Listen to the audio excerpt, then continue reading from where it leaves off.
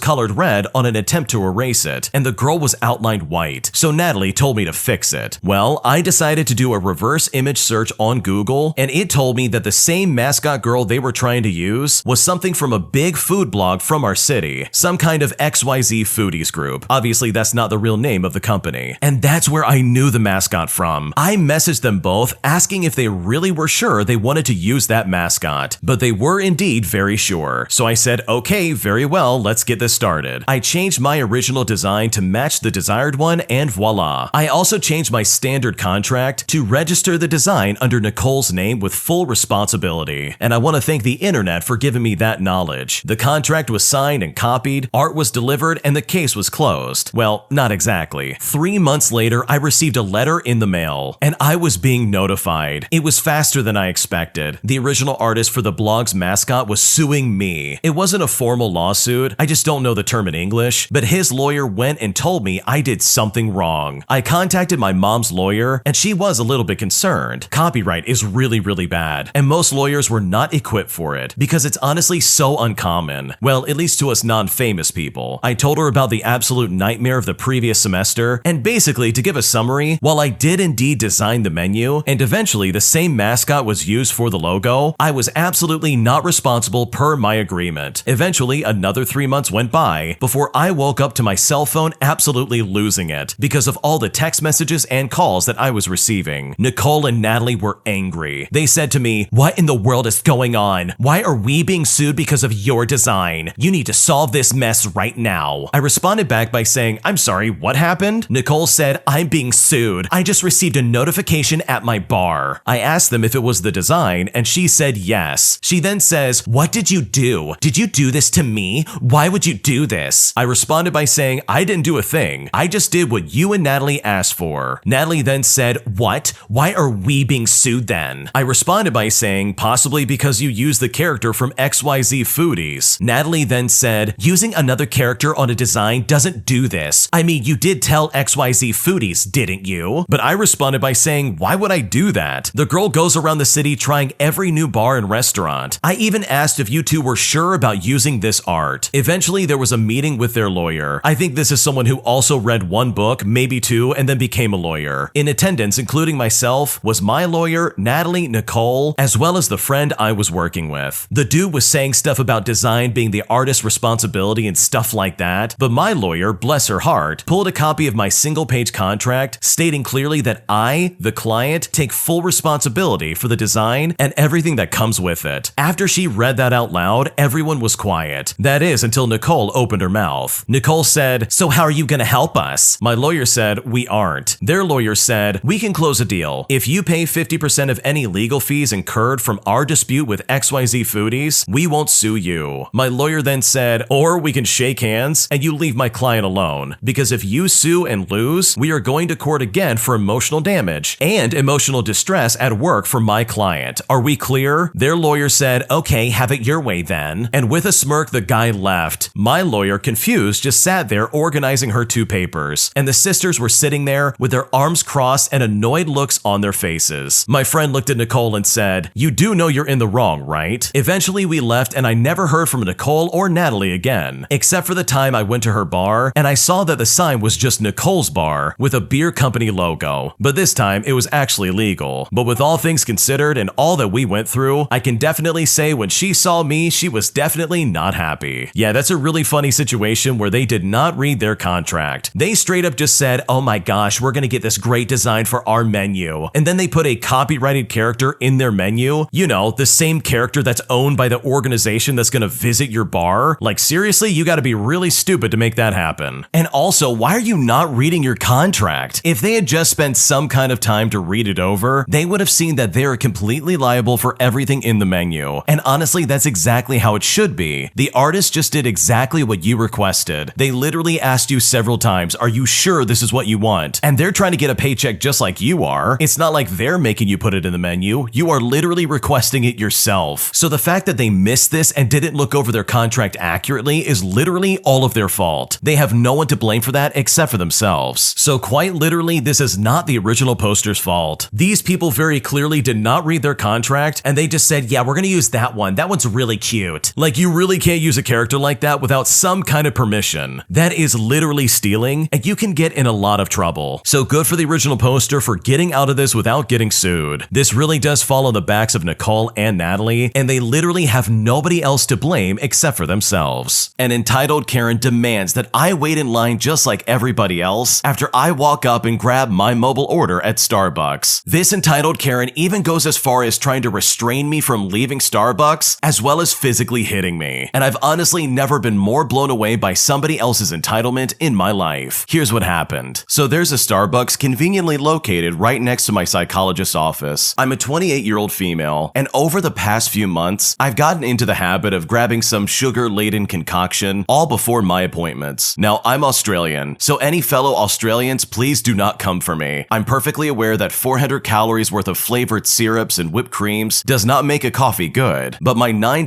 caffeinated milkshakes are a rare treat that gives me a little boost and helps me get through a rough session of self-improvement. Yesterday morning, as I traveled towards my regularly scheduled reality check, I had a rare moment of forethought and decided to save myself from the looming lunch rush and order online. I'm in luck with the timing, and 10 minutes later, I step through the door just as the barista is putting the finishing touches on my pumpkin spice cold brew. She calls my name and I happily bounce straight over, but as I reach my precious bean juice, I find an immaculately manicured hand resting gently on my forearm. And this is where the entitled Karen of this story comes into play. The woman it belongs to is probably in her mid-30s and oozes polished professionalism in her neatly pressed linen pantsuit, as well as her flawless makeup and her slicked-back high pony, the elegant gold jewelry that drips from her wrist and neck, and the designer logo that gleams from her purse hints at wealth and power. The only resemblance she holds to a typical Karen is her nose, which remains pointed directly in the air, and the air of confident superiority that makes her seem to tower over everyone in the room, even though in reality, she's a few inches shorter than me. For the sake of this story, we're just gonna call her the entitled Karen. The smile she gives me seems almost genuine, and when she speaks, the tone is sweet and condescending, like she's gently correcting an ignorant child. She says to me, "That doesn't belong to you." I frown in confusion, not understanding the problem. At first, I think perhaps it's a case of mistaken identity. I glance at the cup that clearly has my name printed neatly across the top. I say to her, "Oh, I'm sorry, do we share the same name by chance? I'm pretty sure this is my drink though. What did you order?" She then says that it's not, while also giving me her real name, which is much longer and doesn't even sound remotely similar to mine. She then continues, "I ordered a venti soy mocha latte, extra hot with 2 pumps of vanilla." Now at this point, I'm still very confused. I say to her, "Oh, well, I'm sorry, but this is definitely not your drink then. Maybe ask the barista if it's taking a while, or just keep an eye out for something green." Now again, I go to grab my drink and leave, but she tightens her claws around me, and her smile starts to strain. And the things this Karen says and does next is honestly mind-blowing. She says to me, "I didn't say it was mine. I said it's not yours. I saw you. You just walked in and grabbed the first drink drink you saw. You can't just take it. You need to go stand in line and order and wait like everybody else here. I look at her and I say, oh, I see the confusion. I ordered my drink through the app earlier, so it was ready when I got here. It is mine. See, I have the email right here. I wriggle out of her grasp and I pull up the confirmation email to show her, which clearly states my order, that it has been paid for, as well as the time that it was placed, which was now about 12 minutes prior. I then give her an apologetic smile for the mix-up as I reach for my coffee once again. Her lips curl into a sneer as she forcefully slaps my hand away. She says to me, no, you do not just get to waltz in here and take that. I don't care if it is your drink. That is not fair. You just got here. You can wait until the rest of us have been served. Now, the back of my hand burns a searing red, and I gape at her in pure shock, disbelieving that this complete stranger had just smacked me over this nonsense. There are at least 8 other people already standing around waiting for their drinks, and another dozen lined up ready to order. Does she really expect me to stand and wait for all these people to be served when my drink is already sitting there ready to go? When my collecting it and being on my merry way impacts no one beyond getting me out of the way? Just to simply appease some demented notion of fair? Yeah, that's not gonna happen. I make eye contact with the weary barista, whose stiff customer service smile belies the ghost of 1,000 such battles that line her face and haunt her dead eyes. With a sigh of irritation, she makes her way over to see what the commotion the two of us dared to cause her in the midst of the noon rush. I look at this entitled Karen and I say, ow, what in the world? Don't touch me. Are you crazy? The employee comes over and says, is there a problem, ladies? I say to her, yes, I was just trying to collect my drink and this crazy Karen stopped me and slapped my hand. The entitled Karen then chimes in, she just got here. She needs to wait. It's not fair on those of us who have actually been waiting here. She can't just walk in and grab the first drink. Tell her that she needs to wait. The employee stares at me with cold eyes and says, miss, you need to wait in line and order your drink. You can't just go grab someone else's. But I said, this is my drink. I already told this woman. I made a mobile order. It was ready around when I got here. I have the confirmation email right here, and my name is on the cup, see? Grande Pumpkin Spice Cold Brew. Add 1 pump of vanilla for the original poster. With a quick glance at my phone and the cup, the barista confirms my story, and now turns to the entitled Karen, looking just as baffled as I am. The employee says, miss, this is her drink. She paid for it. But the entitled Karen wasn't having it. She says to her, I don't care if she paid for it. I've been standing here waiting for my drink with everybody else. She needs to wait too. She doesn't get special treatment. The employee then responds. They say, miss, this woman ordered her drink some time ago, and it was made according to the sequence in which our system received the order. She has not received special treatment. Some orders may take more or less time, as certain things take longer to make, but we do not prioritize anyone's order over another. You are also very welcome to order through our app in the future if you'd like to avoid waiting in the line. I apologize for the wait. As you can see, we are quite busy, but you cannot be stopping other customers from collecting their own items or using physical violence in our store under any circumstance. Please step aside and let the other customers collect their drinks. Yours should be out shortly. Otherwise, I will have to ask you to leave the store. This entitled Karen then starts to freak out. She says, no, I want my drink and I want her to wait until everybody else has their drink. Now go do your job and make mine. She will wait.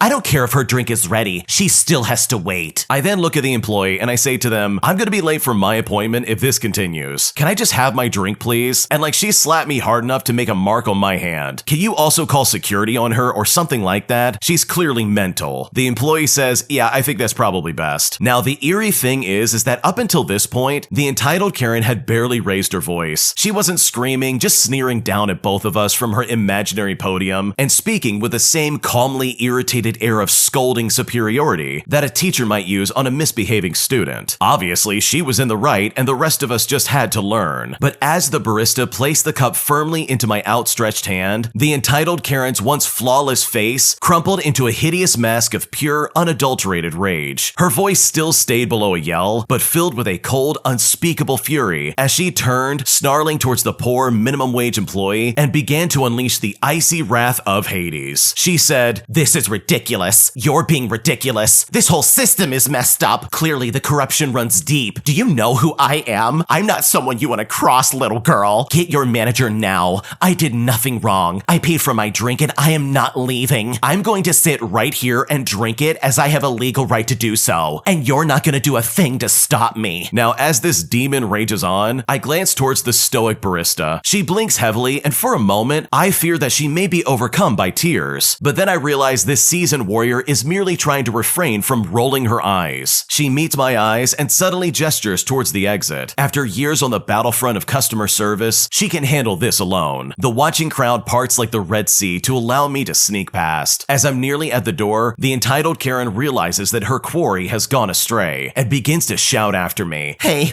where are you going? She can't just leave. Somebody stop her. I told you that she has to wait. I don't know why this is so hard for you people to understand. Somebody make that little jerk come back here and wait her turn. With a one-fingered wave, I push my way through the last few meters to the back door, just as I hear the sweet tinkle of the bell as a security guard arrives at the front door. The entitled Karen's righteous tirade turns again to how she has every right to be there, how she did nothing wrong, and that she refuses to be removed. She then says, "How dare you call security?" while also demanding that she get a refund and that her drink should be free. And she also demands an apology right away. She punctuates her rant by slamming her hands against the counter as she speaks. The indignant squawks of entitlement turn to muffled chaos as the doors close behind me, and I make my way to a much-needed session of therapy with my cold brew securely in hand. I like to think that security guard dragged the entitled Karen out of the shop, literally kicking and screaming. Although my instincts say that someone so poised eventually regained her dignity and was walked out in a superior huff, probably making some comment about contacting her lawyer as she went. But as I gleefully guzzled my way through the delicious pumpkin-scented atrocity, I pictured a drink extra hot with 2 pumps of vanilla, slowly getting cold on a counter several floors below, while a dreary, uncaffeinated entitled Karen raged in her fancy office somewhere, and that image alone made every sip even sweeter. That is honestly insane. I cannot believe that this Karen literally assaulted somebody in line just because they ordered ahead of time online. Like, that is seriously messed up. Now, as someone from the United States of America, this is not typically something that someone gets away with. If someone hits you or leaves a mark on your hand, especially in public with a lot of witnesses around them, then that person is most likely going to get in trouble and possibly get arrested by the police. Like, you can't just hit someone like that. It really is not okay. In fact, the original poster went on to describe why they didn't call the police. They said that they had an appointment to get to, and they didn't want to wait around for ages for the police to arrive and give a statement. They also said that they didn't get hit very hard. They said that it hurt and it stung a little bit, but it didn't bruise. So she ended up just letting it go, which is very surprising from my side of the fence. I've seen plenty of people call the police over smaller things where I come from. So if anything, good for you for being the bigger person. I'm also astonished by this Karen's behavior. Like, she really thought she could stop you from leaving the store with your order? Like, who gives her the right to try and stop customers and force them to wait in line just because they think it's fair? That's like insane levels of entitlement that I can't honestly think of anyone trying to justify. So good for you for standing your ground quite literally and not letting this weird entitled Karen boss you around. She clearly has some kind of problems going on, and hopefully you never have to deal with her ever again. If you like Am I the Jerk, you're probably going to love Am I the Genius. Check it out, link down below in the description. Also, go to amIthejerk.com/submit if you would like to submit your own stories. 2 Disney parents act like complete fools in the line for a ride they were trying to see, freaking out that they couldn't sit as a family, despite the fact that they sat 30 minutes in the single rider lane the entire time. And as a result, everybody in that family got split up, and the Disney dad ended up screaming at the cast member the entire time. Here's what happened. So I'm currently at the happiest place on earth. Some of these rides, including some of the most popular ones, have a single rider only lines, and they are exactly what they sound like. If you don't mind getting out into a ride with people that you don't know, you can get in and out pretty quickly. No extra lightning lane or Genie Plus needed in the slightest. It is important to know that as you make your way through the single rider line, there are multiple signs that say your party will be broken up, groups will not ride together. Well, I noticed a family just a few people ahead of me. They had 3 small kids with them, the oldest being 7 years old. I thought to myself, okay, let's see what happens here. You could already tell that they were trying to game the system and avoid waiting in the regular line. Keep in mind, this line was for the most popular ride, Radiator Racers, or whatever it's called in Cars Land. Even the single rider line was over 30 minutes long. The regular line would take 100 minutes. They got to the front, and the attendant, or should I say cast member, takes the first kid and tells her to get in line for her. The dad yells out and says, "She can't go by herself, she's only 7. The cast member spins around and says, "Feel free to go into the regular line if you want to ride together. Otherwise, your little girl goes into that line." The parents then start freaking out. The little girl does look hesitant, but she does go in, and off she goes, with mom and dad freaking freaking out. The dad is yelling at a cast member, mom is pacing and quietly freaking out, the rest of the family gets piecemealed out, and although the mom gets to ride in the same car as her 2-year-old kid, they are in separate rows. The dad stays behind to yell at the cast member again, who just keeps repeating out loud, single rider line only, and continues to smoothly do his job. The dad stomps over to his seat, yells out, "This is messed up," and off they go. You could tell dad told mom to get in that lane because it was faster, and my guess is that he promised her that this would all be okay. He probably said something like, "Oh, I'm sure they won't break us up, we're a family." Yeah, well, that guy was an arrogant jerk, and I'm just glad that the Disney cast members didn't give in to his weird demands. Yeah, Disney adults are really weird in my opinion. I'm not trying to offend anybody, but out of any fandom or like obsession or some kind of interest anyone might have, some of the people I've met who take it to the most extreme level are Disney adults. And look, don't get me wrong, there's nothing wrong with being a fan of Disney films or their products or anything like that. I mean, I'm pretty sure they own like everything at this point, but when you take this interest in this hobby and you kick it to the next level and you're going to all the rides and you're acting super entitled, that's when it goes well over the line and it honestly becomes obnoxious. So I'm right there with the original poster. I'm glad that the Disney cast members put them in their place. The way they were acting was incredibly obnoxious. They knew exactly what line they were getting into. There's no way they just got in it by accident. And I think the original poster is right as well. I can see for a fact that either the mom or the dad was like, "Yeah, we'll just get in the single lane and then they'll just accommodate us from there." Like, no, buddy, that's not how it works. And plus, there's so many signs up there that basically describe, hey, this is the single rider lane. If you're experiencing some kind of special privilege, then you are delusional and you're about to be upset. So yeah, those people were super entitled, and honestly, they got exactly what they deserved. My entitled mother always freaks out anytime there's any kind of mess. And after dealing with this for so many years, I've decided to get revenge. And I've never felt better about getting back at my mother in my life. Here's what happened. So this happened a few years ago when I was 18 years old and still living at home. My mother was and still is a raging narcissist, as well as a control freak. In a way, I can't really blame her, since she grew up practically looking after her siblings, but it's something that slowly destroyed our family life. I was diagnosed with high-level ADHD when I was 19, which explained a lot of difficulties growing up. But this is the backstory as to why my mother is terrified of me touching her stuff. You see, my mother had this hatred for things not being done her way, to the point where she would go through her friends and family's trash just to rip up mail and other stuff with names on it, because people will find your address if they look through your bins. But you know, if they're looking through my bins, they're already outside my house, so I don't think they need my address, to be honest. But she would move everything of mine. She would put it away in places it doesn't live, shove it in bags. She would also go into my room to try and tidy it away, and I would lose things as a result. Things would also get broken, and so much more. It was endless, and I was growing angry. My father is also an enabler, so he would always defend her, even when he knew that she was wrong. What really tipped the scale was a seemingly normal day. When I cook, I usually clean a little as I go along, but I do the bulk of it after I've finished eating. Every single time, without fail, as soon as my butt touched the chair and I started to eat, she'd be in the kitchen screaming about how it's so dirty and no one does anything in this house. And then there would be the smashing sound of pots and pans, as well as noises of anger. And we've all gotten used to just tuning her out mostly. When I take a shower, I always dry myself off, head up to my room, telling them that the bathroom's free but not clean, and then I would get into my new clothes, quickly blow dry my hair and moisturize my face, and head down to clean up the bathroom. And yet there would still be screaming, shouting, while also claiming that she was just a servant to everybody in the house, claiming that no one respects her house and all this other stuff. And this would happen every single time. She wouldn't even need the bathroom too, by the way. She would just enter it and then complain. This time, however, she brandished my shampoo bottle in my face and screamed about how if I didn't put things away fast enough, then she'd kick me out of the house because she was tired of cleaning up after everyone else's stuff, even though nobody asked her to do that. She would also scream about having been on her feet all day at work. Mind you, she logs books on a computer, plus she refused to retire. So after dealing with this for so long, this is where my malicious compliance comes into play. For 4 long weeks, I put everything away, and I mean everything. Everyone else's stuff got put away or put on their placemat. I moved things around to their proper places. I put things away when she was in the middle of using it. Work stuff that she left lying around got put back into her pile of papers, with her clothes dumped outside of her room, blankets folded and stacked when she went to the toilet, spices and foods put on the top shelves. But that's not not all. Bottles, jewelry, glasses, pots, pans, everything was put away. For some reason, I loved it. It seemed to scratch that itch in my brain whenever I got bursts of motivation to do it. It took me a month before she basically told me to get lost and to stop doing it. She'd lost multiple things, kept having to call out for help just to reach stuff because she's so short. My mom is 5'2", by the way. She would also sort through her papers and ask me where I moved her things. But all I ever said to her was, "Do you see how annoying it is now?" And then I would just close my bedroom door. Now, I moved everything back the next day when she was at work, and for maybe one blissful week, she stopped bothering me. But unfortunately, it didn't last long. But despite it all, I always remember what I did to my mom with a massive smile on my face. Yeah, that's a really funny way to get back at your mom. Like me personally, I can understand where she's coming from, where she wants to keep the house clean and free of clutter, and to that end, I totally get it. But for her to literally go around and be super weird about it, as well as literally cleaning everything up, even though people are in the middle of trying to clean it up themselves, that in my opinion is super toxic. Like there's no good excuse for that, and there's really no good reason to act that way. Like imagine that. Imagine you're in the middle of something that you're trying to work on, only to find out that your mom stepped in, moved everything around without telling you first, and then suddenly you're missing all this stuff. Like that, in my opinion, is completely unfair. So when it comes to you getting back at her and maliciously complying and putting everything away all the time, I personally find that to be super hilarious. Like seriously, she's getting a taste of her own medicine. If she doesn't like her things going missing, then she can clearly only begin to understand how you and the rest of the house must feel. So good for you for maliciously complying and essentially putting your mom in her place. You taught her a lesson very quickly, and even if she still transforms into the same person, you at least proved her wrong when it counted. Thanks for watching. Subscribe down below if you haven't already, and also please subscribe to Am I the Genius? I think you're gonna love what they're making over there. It's a great channel and you should definitely check it out. Everything will be linked down below in the description. Thanks for watching. We'll see you in the next one.